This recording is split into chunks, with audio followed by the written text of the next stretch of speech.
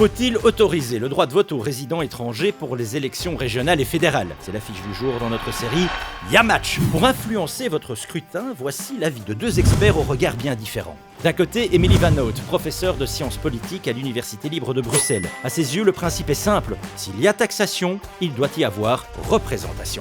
Face à elle, le professeur Francis Delpleuret, sénateur honoraire. Pour lui aussi, la cause est entendue. Les élections nationales, par définition, c'est pour les nationaux. Quelle est la situation actuelle? Depuis 1999, les Européens peuvent participer aux élections européennes et aux élections communales. Depuis 2006, les étrangers hors Union européenne peuvent participer aux élections communales. Pour cela, ils doivent être inscrits, et le jour où ils sont inscrits, évidemment, le vote est obligatoire. Les élections nationales, par définition, elles sont réservées aux nationaux. Pas seulement en Belgique d'ailleurs, mais dans tous les États de la communauté internationale. Ce sont les Belges qui décident quels sont leurs élus et, indirectement, quelles sont les politiques nationales et internationales qui vont être privilégiées. Si ce droit était donné à des étrangers, je ne sais pas quelles seraient les conséquences qui pourraient en découler quant aux choix politiques à l'intérieur de la Belgique.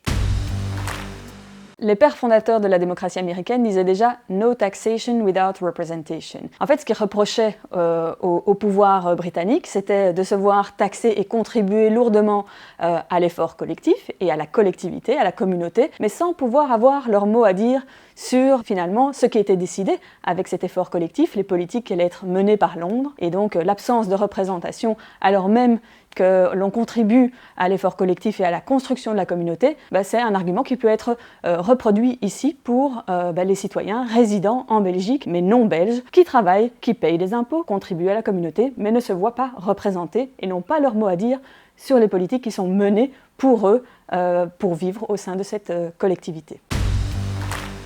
En ce qui concerne les élections régionales, il faut se poser une question. Qu'est-ce que la région? Est-ce que la région, c'est une collectivité de proximité, un peu comme la commune, et alors pourquoi ne pas donner le droit de vote aux étrangers aux élections régionales? Ou bien la région, c'est une collectivité fédérée, une composante de l'État fédéral, qui doit être placée au même niveau que l'État, et donc, en termes électoraux, c'est évidemment l'exclusion des étrangers qui prévaut. Un bon fédéraliste va évidemment choisir la seconde solution. Un argument également en faveur de l'octroi du droit de vote aux non-belges, c'est celui de la légitimité des représentants. En effet, nos représentants sont élus, et ils sont élus pour représenter la population. En Belgique, les non-belges représentent un peu plus de 10% de la population, et à Bruxelles encore plus, puisqu'on est à plus d'un tiers de la population qui est non-belge. Alors en termes de légitimité de nos représentants, ça peut poser question, puisque plus d'un tiers ne s'exprime pas pour participer à la désignation de ces représentants, et si à ça on ajoute les Belges qui ne participent pas ou votent blanc, on arrive à plus de la moitié des résidents bruxellois qui ne s'expriment pas et ne participent pas à la désignation de leurs représentants. Et dès lors, les représentants représentent moins de la majorité, donc une minorité de la population. Si de là, il faut encore tirer une majorité qui décide, l'exécutif représente environ 25% ou 30% maximum de la population. On peut se poser la question de leur légitimité et de la légitimité des décisions qu'ils prennent au nom de cette population. Faut-il faire un sort spécial à la région bruxelloise? Encore une fois, ou bien la région bruxelloise est conçue comme une grosse commune, et donc, pourquoi pas, un droit de vote pour les étrangers, ou bien la région bruxelloise, au même titre d'ailleurs que les deux autres régions, est une collectivité fédérée qui a sa place entière dans l'État fédéral, et on comprend mal pourquoi la région bruxelloise serait à ce moment-là discriminée par rapport aux autres régions.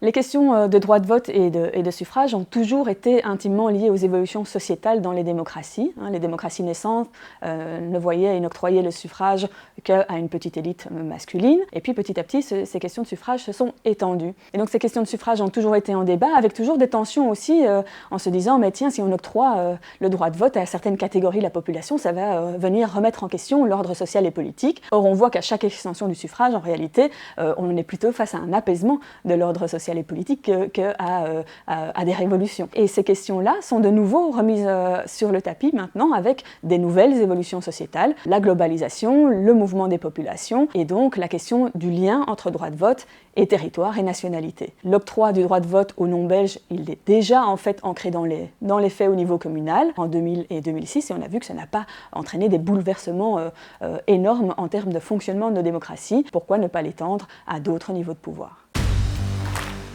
Rien n'empêche évidemment la loi ou le décret d'organiser des modes de participation des habitants à la vie de la communauté, de la région, de la commune. Ça peut être la consultation des habitants d'un quartier, ça peut être l'organisation du droit de pétition, ce sont des panels de citoyens, et je ne vois pas pourquoi les étrangers ne seraient pas associés, comme les Belges, à ce travail de participation démocratique. Alors se pose également la question de l'équité face à l'octroi du suffrage, équité entre Belges et non-Belges. On peut se poser la question de la pertinence d'un traitement différencié entre un Belge qui réside à l'étranger, mais qui se voit octroyer le droit de vote pour les élections fédérales alors qu'ils ne résident plus sur le territoire belge depuis un certain nombre d'années. Et inversement, les non-belges qui résident sur le territoire en Belgique, eux, ne se voient pas octroyer le droit de cité sur les politiques qui seront menées et qui les impacteront directement dans leur vie quotidienne.